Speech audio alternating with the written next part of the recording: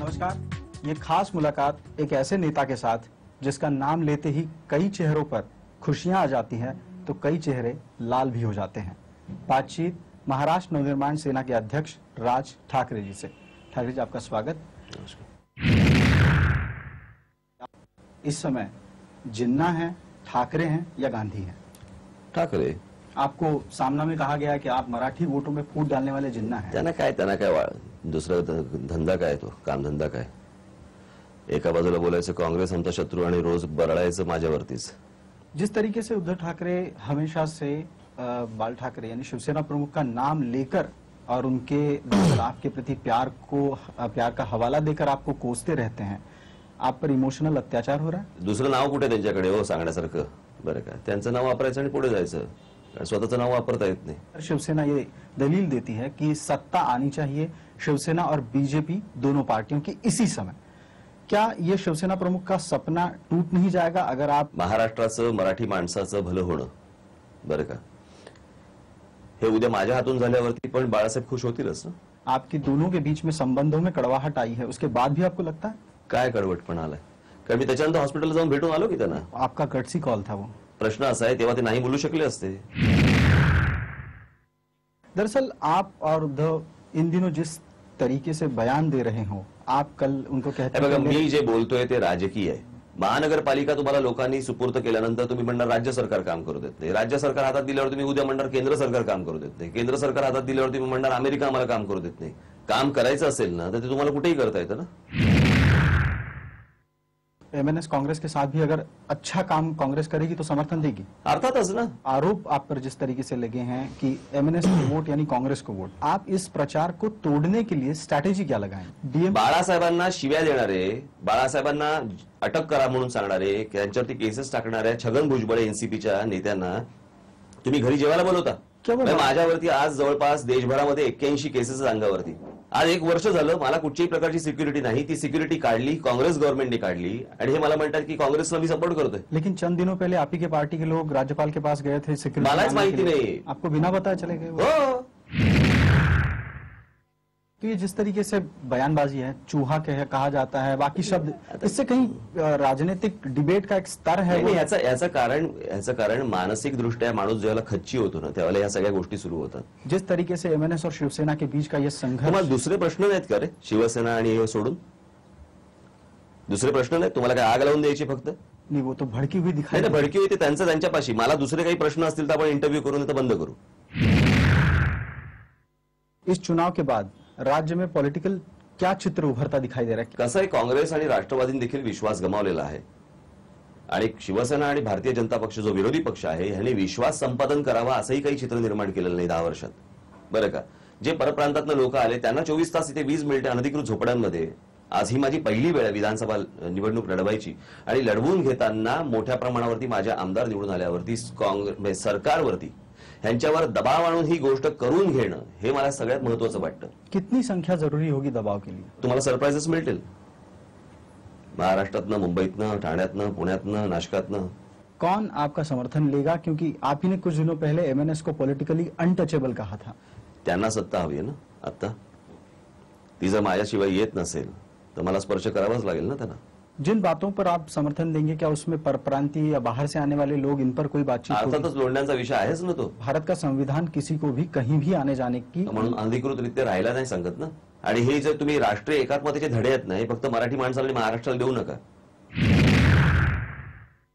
ते निरुपम आणि हे सगळे भैये आता म्हणणार की म्हणे 60 जागांपैकी मुंबई, ठाण्यातल्या 35 ठिकाणी उत्तर प्रदेशचे लोक आहेत, त्यांना तुम्ही तशा प्रकारच्या जागा द्यायला पाहिजे। आप खुलेआम परप्रांतियों को भैया कहते हो, लगता नहीं है डेरोगेटरी रिमार्क है? त्यांना भैया म्हणतात नाही, ते भैयाच म्हणतात त्यांना दुसरं काय म्हणतात? त्यांना आता भैया शिवी वाटायला लागली।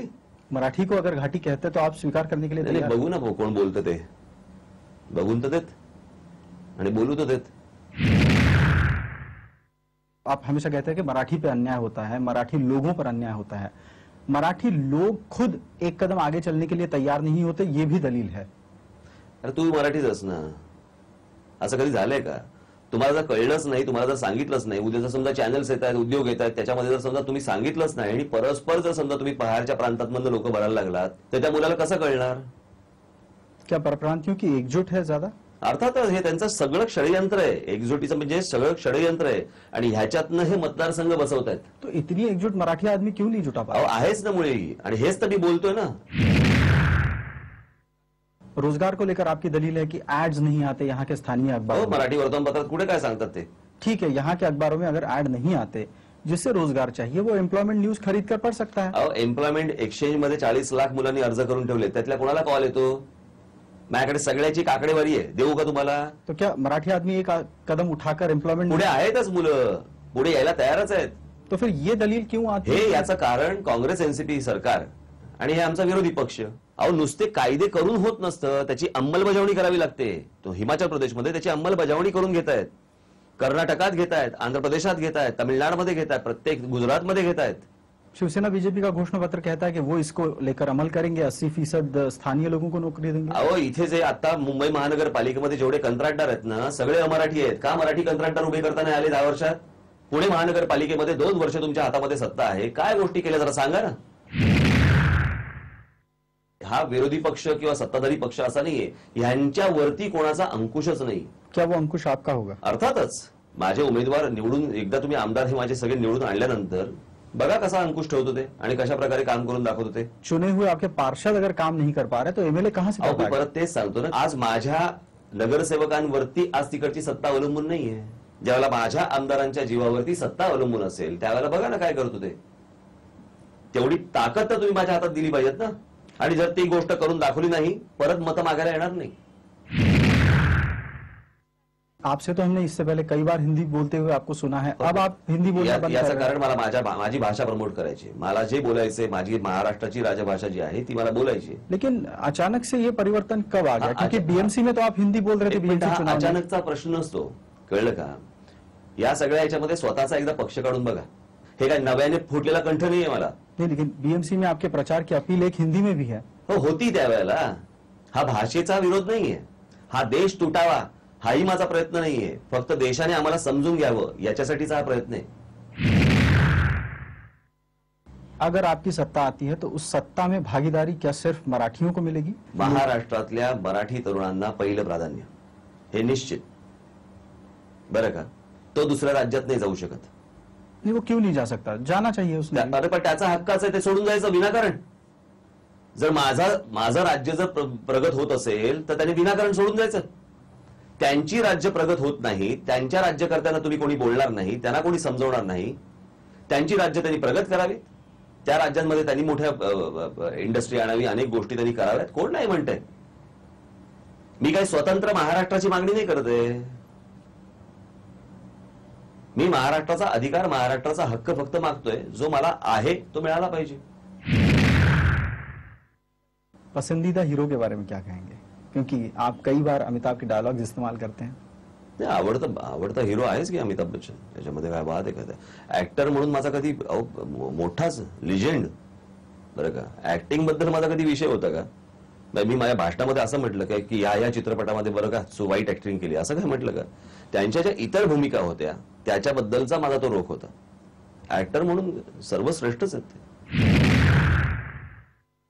सर्वसामान्य सगळ्या जनतेला काय हवंय अजून? त्यांचे दिवसभरातले टेन्शन जे आहेत, त्रास जे आहेत, हे कमी होणं महत्वाचं ना. क्या उसके लिए आप मुख्यमंत्री बनेंगे तो हालात सुधरेंगे? नाही, ह्याने प्रश्न हाल सुधारले पाहिजेत ना. माझ्या मुख्यमंत्री बनण्याने आणि न बनण्याने काही प्रश्न येत नाहीये. वो मंशा अगर है, मी मुख्यमंत्री बनलो आणि प्रश्न नाही सुटले, आणि मी मुख्यमंत्री नाही बनलो आणि प्रश्न सुटले. तुम्हाला काय प्रश्न सुटल्याची मतलब आहे ना? आपके लिए भूमिका कौन सी सबसे ज्यादा सहज है? मला असं वाटतं की प्रश्न सुटण्याची मतलब हीच भूमिका सगळ्यात महत्वाची आहे. बहुत बहुत शुक्रिया हमसे बात करने के लिए. तो ये बातचीत थी एमएनएस के अध्यक्ष राज ठाकरे जी से. ये बातचीत आपको कैसे लगी हमें जरूर बताइए. धन्यवाद.